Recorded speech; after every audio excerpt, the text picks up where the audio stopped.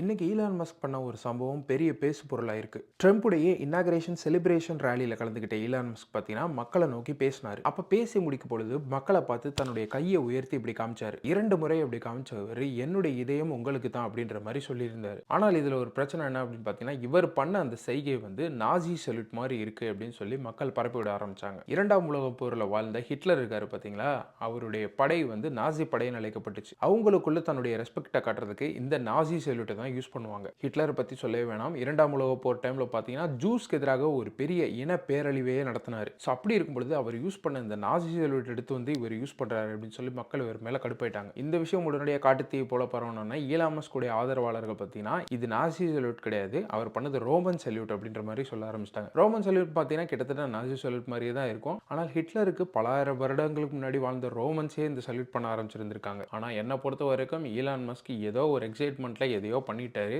அதை எடுத்துட்டு வந்து செய்ய ஆரம்பிச்சிட்டானுங்க. இங்கே வெஸ்டர்ன் கண்ட்ரீஸை பொறுத்த வரைக்கும் இந்த நாசி சல்யூட்டை ரொம்ப சீரியஸாக பார்ப்பாங்க. யாராவது இந்த சைகையை பண்ணாங்கன்னா கண்டிப்பாக அவங்க மேலே பயங்கரமான நடவடிக்கை இங்கே எடுக்கப்படும்.